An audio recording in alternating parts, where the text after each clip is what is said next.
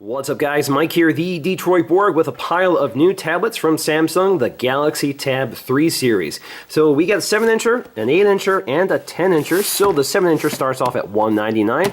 The 8-incher is $299, 10-incher is $399. So you get a wide variety of sizes and price points to fit everybody's needs. So in this video, we're going to take a look at the 7-incher. Now, all of these tablets are available in two colors, white or brown. I went with white in this case. So at $199, you get a fairly low-spec 7-inch tablet. This kind of competes with things like the Nexus 7 or the Amazon Kindle Fire, and prices may come down over time. It's available in 8 or 16 gig capacities, and there's actually a version with cellular data and cellular voice complete with an earpiece. But this is just the Wi-Fi only version and the 8 gig, so that gets us the cheapest version. So again, 7-inch screen with a fairly unimpressive WSVGA resolution 1024 by 600. That gets a pixel density of 170 ppi. By comparison, the Nexus 7 gives you a pixel density of 216. So we have a a dual core 1.2 gigahertz processor, fairly low spec there, 1 gig of RAM. We have a 3 megapixel camera capable of recording video at 720p. We also have a 1.3 megapixel front facing camera. We have Android in this case, and this is Android 4.1, so we don't have Android 4.2, so we're running older software. The other tablets do get the latest version. We have our 4,000 milliamp hour battery, and we do have full 1080p playback, although you can't take advantage of it on this lower resolution screen. Alright, so let's go ahead and crack this open. So we have a little tab here to cut. And to pop off the lid here, we get a little thumb port here to pull out the tray. So there is our kind of dusty Galaxy Tab 3. So you can see we have this recycled packaging, which is, again, very similar to all the other Samsung products for 2013, like the Galaxy S4. Alright, so we're going to have to tilt this over to dump it out here. So there is our 7-inch tablet, very glossy white. You see our IR blaster. But before we get too excited, let's put this aside and take a look at the contents here. I'm going to just pop this out. Little packet here. So we have our micro USB charging cable, bright white, just like the tablet. We have another micro USB charging wall adapter. And we have our literature pack, so Galaxy Tab 3. So it looks like it's available in multiple languages here. Samsung Watch On, so this is the app that works with the IR blaster I just pointed out here. We also have Galaxy Tab 3 accessory guide, so of course you can buy lots of accessories including covers. And we have a little flyer here for Galaxy perks. Owning the Galaxy has its rewards, so you can register that. And Galaxy Tab 3 Quick Start Guide tells us a little bit about using the Galaxy Tab. Alright, so let's go ahead and take a look at the Tab 3 tablet. So 7-inch WSVGA LCD screen, 1.2 gigahertz dual-core processor, Android OS, and the Watch On app. So the Watch On app basically turns this into your remote control for your home theater equipment. We also have our micro SD card slot here, which you can see right here highlighted on the packaging. So let's go ahead and start peeling off this plastic. There we go. Now let's get to the front. Actually, there's another piece of plastic here around the camera. There you go. And onto the front, we get a little handy dandy tab here to lift up. So there you go. Put that aside. Let's see if we have any other plastic along the side. Looks like we do, so let's go ahead and peel that off. Alright, so with the plastic removed, we can take a close look at the hardware. So we have that 1.3 megapixel front-facing camera next to that ambient light sensor. Samsung branding. At the bottom, we'll find our home button, as well as our backlit menu and back button. So as you can see, these are always visible, so they are not only visible if they're backlit, so that's kind of nice. Along the side, you'll find another microphone. You'll find your sleep, wake, and power button, as well as your volume rocker. Down here, covering by my thumb, is the IR blaster. On the bottom, we'll find a set of dual speakers, so stereo speakers, another microphone, micro USB charging port. Along the other side, we'll just find this micro SD card slot hidden by this door. Again, this supports 64 gig cards. Along the top, we'll find our headphone jack. Along the bottom, we'll find that 3 megapixel autofocusing camera capable of recording video only at 720p. Now, on the fairly minor note here, the design is pretty similar to the Galaxy S4. So you have this plastic sort of metal simulated finish along the side. Along the back, we have this very glossy back panel. It does not have that grid sort of pattern like you get with the Galaxy S4. It's just a simple, clear, white finish. All right, so let's go ahead and boot this up for the first time.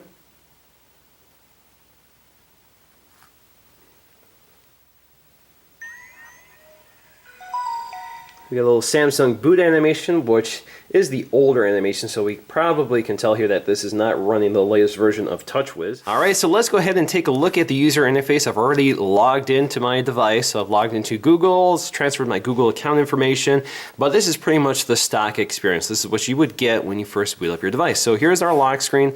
Now this is running Android 4.1.2, and just to confirm that, let me go to our drop-down menu here, go to Settings, go to About Device, there you go, Android 4.1.2. Go back to the lock screen. As you can see here, we have these shortcuts at the bottom right here. So we can swipe up to launch those apps. Now you can see it's kind of slow to respond. So for example, if I lock the device, press the lock button, there you go, a little sluggish there.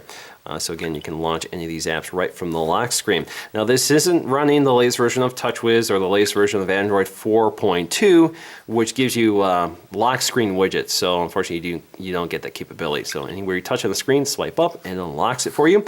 You have your drop-down menu here, complete with your familiar Samsung toggles, Wi-Fi, GPS sound, screen rotation, Bluetooth, power saving mode, blocking mode. Blocking mode is particularly useful. Basically, it turns off notifications. Blocking mode you can also change under settings. We'll take a look at that. We have driving mode, which enhances the display for driving conditions, specifically for using this as a navigation device. So here we have our notifications. So we have expandable notifications here. We can take a look at some of our email notifications here, and we can also swipe them out of the way. We also have Google Now here, appearing here. So we have Google Now integrated in this as well. Now we also have S-Voice. In order to activate S-Voice, just double tap the home button. What's the weather like in San Francisco?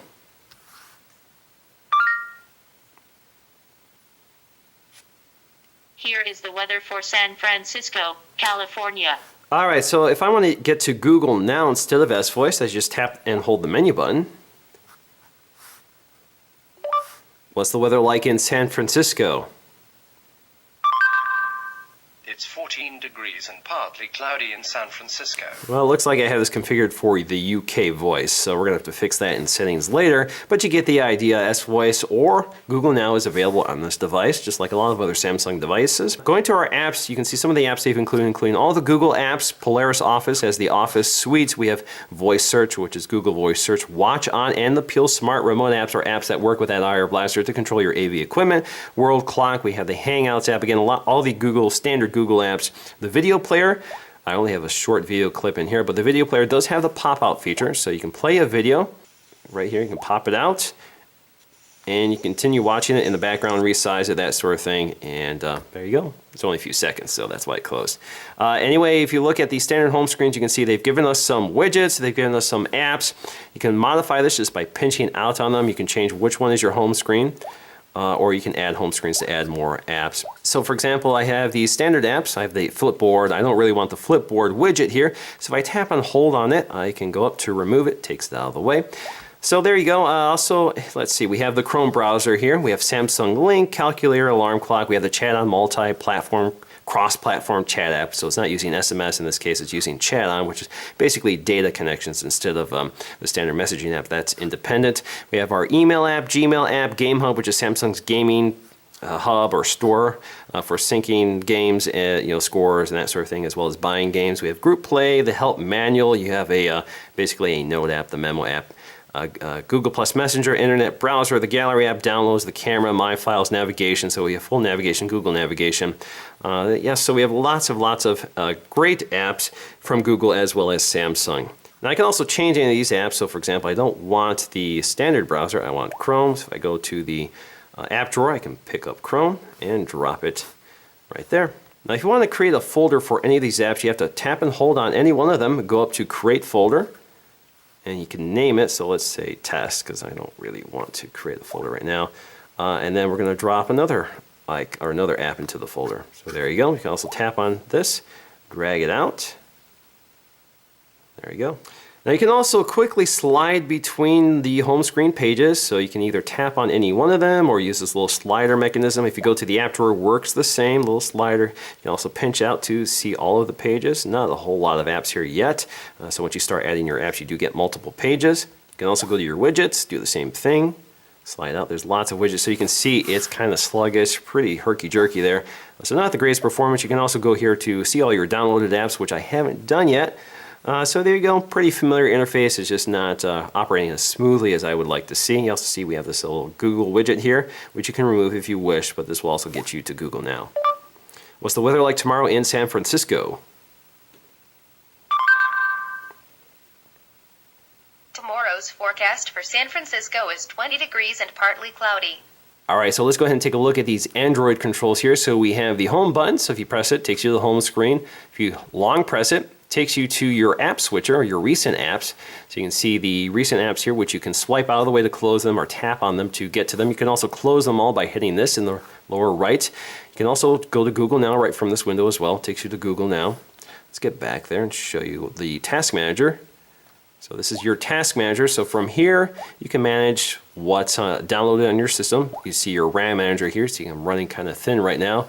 Your storage capacity, see how much storage you have left. So you can see how much storage I have left after that 8 gigs. So only 5.29 gigs are available to me after Samsung has taken its cut. Now if we bring down our settings here, go to your settings, you have lots of options here. Not as many as you get with higher spec tablets from Samsung, but you have your toggle for Wi-Fi, Bluetooth. You can also tap on these to get to your Bluetooth settings. You can see your data usage manager, go to more settings. We have your blocking mode, which I find particularly useful. So if you turn on blocking mode, it turns off notifications. You can also set a specific time for whether you want it to always be on or turned on at a certain time. So right now it's set for 9 p.m. or 9 p.m. to 7 a.m. so during the night period. You see your display options, storage, power saving modes. You can see some of the controls here. So if you want to activate power saving mode, you have granular controls over how that behaves. So you have CPU power saving, which you can toggle off, and screen power saving, which you can also toggle off or on. Location services, the lock screen. So this is where you control some of your lock screen options. So you go to your lock screen there. So this is where you can turn on things like your shortcuts. So if I go to my shortcuts, I can also modify them. So for example, I don't want the standard browser here. Drop that to delete, go to add, and let's get to Chrome here. So there we go. You can also add chat on or any apps you want. Now you also have your language and input, so if you want to change it to English United States or English the UK, Espanol, Francais, there you go. You have your Dropbox settings. So Dropbox is integrated here automatically out of the box. So all you have to do is log into your Dropbox account or create an account when you set it up for the first time. Accessories, so you can change how this device interacts with accessories, date and time, accessibility, developer options, and about this device. So there you go. Now, of course, this is a tablet, so it works in landscape or portrait mode, no matter what you're doing. So if you go to the apps drawer in landscape mode, or if you go to the app switcher, same story here. Now taking a look at the camera, this is running the older version of TouchWiz, so you don't get the new camera mode you see with the Galaxy S4 or the Note 8.0. So you can see we have our settings, quick settings along the side, so you have things like your exposure value, which you can control manually, your timer, your cameras, your filters here, so we do have filters you can pick from. You can also go to settings to get to more options. It's kind of slow there, but there you go. You can also quickly load or switch between camera mode or video mode by tapping this toggle here. Well, there is video mode, so you can record video. Now when you record video in this case with this camera, you can't shoot photos, but you can pause it. You can pause it, resume, stop. Now the camera takes fairly mediocre stills, and it does not appear to have autofocusing like I indicated earlier. I thought it did. So if you tap anywhere on the screen, nothing happens. It's basically fixed focus, so it's kind of infinity focus. So it doesn't really have that depth of field like you get with a lot of cameras. Now it does support auto exposure, so for example, if I tilt the camera up here to this black backdrop, it does try to compensate for that, so we do have that feature. Now taking a look at the standard Samsung keyboard here on the right, we have our clipboard, so if we saved anything to the clipboard, they would appear here, and you can post them in your document. You can also change some of the keyboard settings here. Tapping and holding this will bring up your floating keyboard. So you'll get this little tab up here above the keyboard. This allows you to move it around. This is particularly good for landscape mode. So if you're in landscape mode and you want to use your thumb to type, that's one way of getting to that. And if we go to the unified keyboard here, you can see, there we go, we get a full width keyboard. Unfortunately, there isn't a split keyboard in this version. Now we also have voice typing. Hello, this is Mike from Rochester Hills, Michigan. We also can enable continuous input, so if we tap and hold this, go to settings and enable continuous input. So now we get a swipe-like keyboard, so this is a test. There you go, works pretty well. Now in terms of speaker quality, it's not the best in the world. We have these two very small speakers. They sound kind of tinny, not a lot of bass, and they're not particularly loud, but because we have these two speakers here, it's hard to cover them up. So for example, if I'm holding the tablet like this, I'm covering up one speaker, it doesn't mute it, but if I cover up both speakers, it completely mutes it. So there you go, I think that's really the purpose of those dual speakers. Alright, so there we go. There is our stock. Now in terms of screen quality, it's actually pretty good. So it's not a really sharp display, but the screen is fairly bright with pretty vivid colors, nice off-axis viewing, and the screen is pretty close to the glass, so there's not a lot of refraction. But if you go to the full The Verge website, you can see even the smallest text is fairly readable. It's a little pixelated, but it's not too bad. So like all Samsung devices, even if the resolution isn't great, the quality of the LCD is very good. Everything looks bright and vivid and colorful with nice contrast, and the whites are fairly bright. I've definitely seen brighter LCD displays, but Samsung has done a fairly good job here. Now in terms of our benchmark scores, using the Antutu benchmark, you can see we score barely 7,000. Now by contrast, the GS4 scores 24,000. So 7,000 versus 24 or 25,000 for the GS4. So a big difference there in terms of system performance. Now the similarly priced Nexus 7 also scores considerably better here than the Tab 3. So almost double the score here at 12,000 versus 7,000. So definitely a big performance here. We have a quad-core processor versus the dual-core low-powered processor in the Tab 3. Now in conclusion, it's kind of hard to get excited about the 7-inch Tab 3 just because the specs are pretty low. Performance is noticeably laggy, as you saw throughout my review here, and there are similarly priced tablets or cheaper tablets which perform better, like the Nexus 7. But a lot of people like the Samsung ecosystem. They like TouchWiz and the features it offers. A lot of people have TouchWiz phones like the GS4, GS3 Note series, etc. So if they want a similar device, or similar tablet, this is something to take a look at. Now market forces will probably drive the price lower on this, so you may get this for $179 or something like that, and I think that's a better value. But at $199, to me it's a little high, but I can certainly understand the appeal here. You do get a rear-facing camera, which you don't get with the Nexus 7, so for some people that's important, but such a low-quality camera, you're probably going to have a better camera on your smartphone anyway. But of course, if you want to use this as your smartphone, well, that's your camera. We do have that rear-facing camera again for teleconferencing, which the Nexus 7 also has. So you do get some features here. You get that IR blaster for controlling your AV equipment, so that's a nice bonus. So you can basically buy this as your remote control if that's the sole purpose, but of course you do have to use it in landscape mode. I would prefer if it was at the top, particularly in this form factor. So it's nice to have this compact tablet, but it would be better if it had better specs. So that is my review of the Galaxy Tab 3 7-inch. Hope you enjoyed it, and I'll see you again in the next video.